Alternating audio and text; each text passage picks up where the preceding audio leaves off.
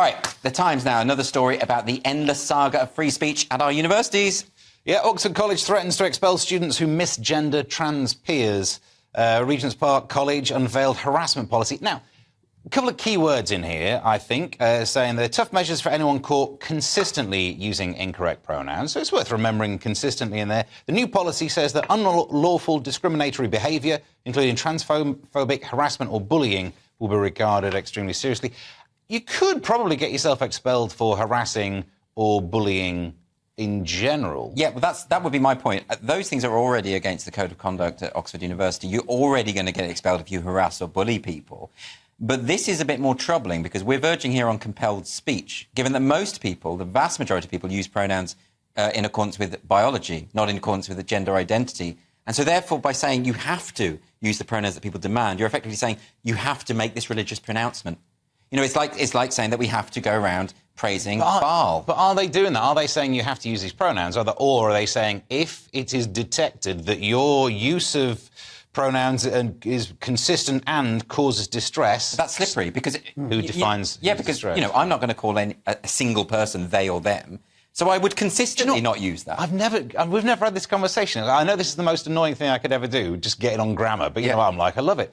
Everyone uses they and them. They do. It's a colloquial form when the gender of the person is not known. Yeah. It is not used when the gender of the person is known. It's not used in formal English at all. In fact, if that happens as an English teacher, I would always correct it. But it's so in common usage, which eventually becomes your actual English. And there's the point you've hit on. The evolution, language evolves. Yeah. But when language is compelled, when people try to impose changes to language, then it's authoritarian. And that's what I object to. So I was saying, is it a change that's already occurred evolutionarily? But it hasn't. I mean, if you read one of these articles where they talk about Sam Smith and it talks about they, them all the way through, about halfway through, virtually everyone gets lost. No one knows what they're talking about at some point.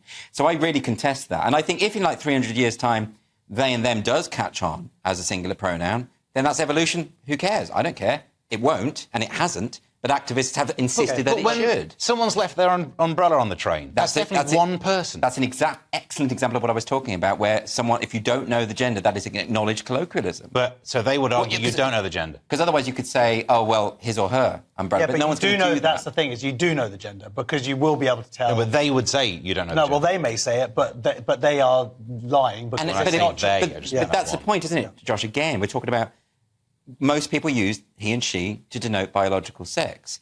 And people are saying, no, you need to use them according to my sense of self. Well, listen, it's my, I. They're good pronouns. And the other thing is, it has to be factored, is they're arbitrary and they're quickly changed. Some people are like, oh, I'm they, them, and next week they change another thing. So you get it right one week, you get it wrong the next week. And the other thing that they're saying here is, like, unlawful discriminatory behaviour. But how are they defining discriminatory in terms of, like you say, is using someone's pronouns discriminatory, not in a legal sense, no. And they also said here that gender identity is a protected characteristic. Yes. Well, it's not. People who have been through actual sex change and have the certificate, it is. But they're saying that gender identity is just emotions or a feeling. That is not the same thing, and there's nothing legal around those things. Stonewall and groups like Stonewall claiming that is protected in law for years, but that's not true. And it's not true. So this is lying. This is an actual Oxford College lying. This is the problem, isn't it, Steve? That there is a kind of a slippery slope element to this.